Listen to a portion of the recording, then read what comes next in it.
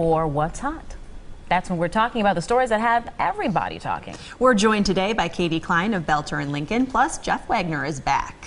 Our first What's Hot topic today. 2 women were caught carrying guns into Milwaukee's county courthouse this past month. Both had concealed carry permits and told authorities that they forgot that the gun was in their purse. Neither one of them were arrested. The question, though, is should they have been arrested or at least serve some jail time? Go ahead, Jeff. No. I mean, and here's why. I mean, you always look at what the intent is. And in these particular cases, they did an investigation. They apparently decided that there wasn't criminal intent. These people had just legitimately forgotten. If they were really trying to smuggle loaded firearms into the courthouse, I suspect that the result would have been different. This is sort of like when, you know, the police officer pulls you over and you're doing 40 in the 30-mile-an-hour zone and then decides, okay, I'm going to give you a warning. You try to determine what the intent was, and this, I understand this is a crisis. It's partly the conflict between the county executive and the sheriff, and the county executive's criticizing the sheriff. I think they handled this one right.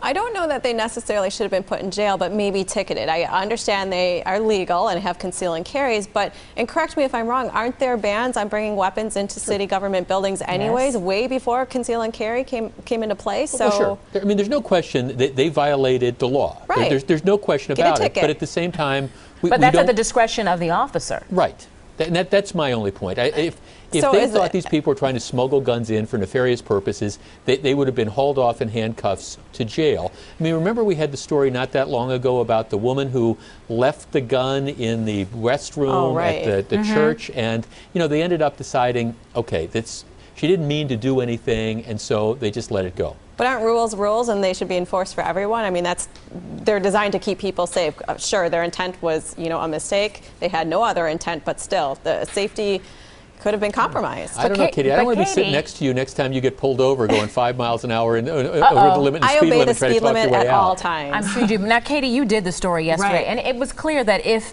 they were trying to do something that was against the law, when they put their purse through the metal detector, it would have been clear. Yeah, they both said they forgot the guns were in their purse. So, you know, yeah, I do think it's more of an issue between the county executive and the sheriff. So I think they wanted to hash it out, and, you know, I do agree with Jeff. Yeah, I mean, they weren't trying to smuggle guns in. Sure. Now, look, I also don't want people misunderstand me. You know, if you're a concealed carry permit holder, I mean, you got a responsibility. Right. And one of those responsibilities is, okay, you got to know where you're going into, and if you're not supposed to have a gun, take the darn gun out of your purse or your pocket or whatever, and then avoid this whole problem. I agree. But then we'd have nothing to talk about. Right, exactly. Well, we have more ahead. Coming up next, we're revealing the Viewer's Choice topic of the day, and Michael Fish is back with another. Hot, it is our Viewer's Choice topic of the day. Again, we're joined by Klein and Jeff Wagner of 620 WTMJ. Today's Viewer's Choice topic. Former President Bill Clinton was in Milwaukee today campaigning for Mary Burke.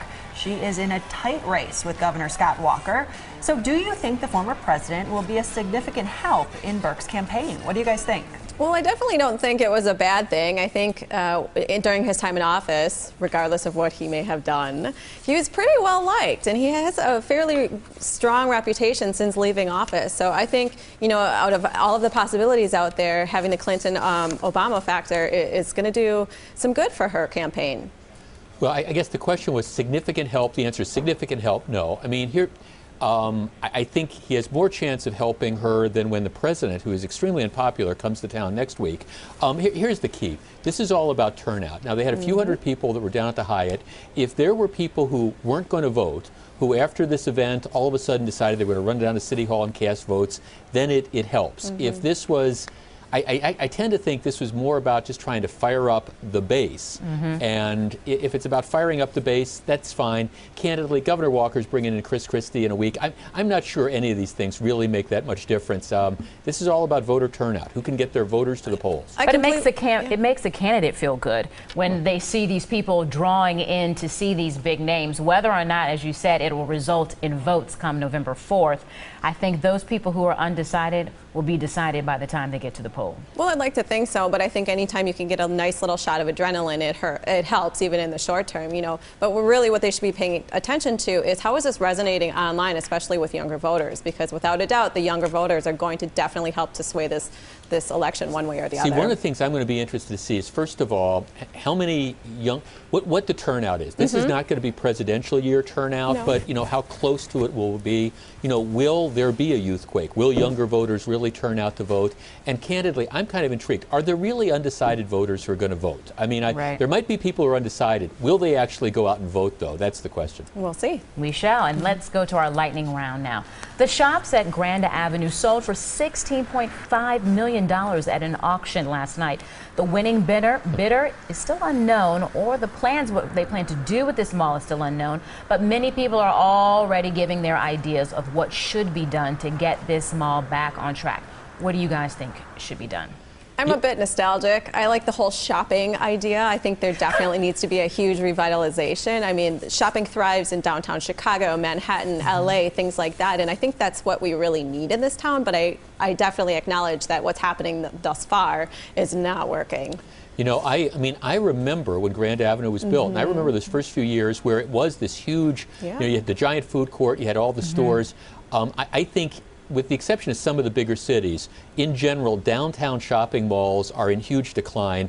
I just don't see the future as a shopping mall. I think it's either going to be maybe at least partially some entertainment venues, or I think the new owners might even be looking at tearing the thing down. There is some speculation that if you're looking for a downtown arena, that might be part and parcel of that whole thing. But you can't fit a downtown arena in that space. But here's the other thing that we haven't talked about. You mentioned entertainment. There are already 2 entertainment spots downtown on Wisconsin Avenue. The thing that's interesting about Grand Avenue is that it's basically small businesses, entrepreneurs who are in there, not chain stores. And many of those people feel that they need to market that more. If people are talking about how small businesses make our economy grow, this is a place where you have all these small businesses that are doing just that, but yet they're not getting that marketing that maybe drives more people through the doors. Good luck. I mean, historically, people do not shop downtown. People shop in the suburbs. People don't shop downtown. So unless you could really come up with boutique specialty stores that would motivate, Nordstrom's Rack. Or a big ticket name to help draw the crowd. Motivate people from the suburbs to drive in, deal with all the hassles you have of parking and dealing with all the stuff downtown just to shop. You need those special stores, and I'm not sure where they are. All right. First, we need to find out who bought it. That's what I want to know. I can't wait for that. All right. Well, the What's Hot discussion continues online. Find that page at TMJ.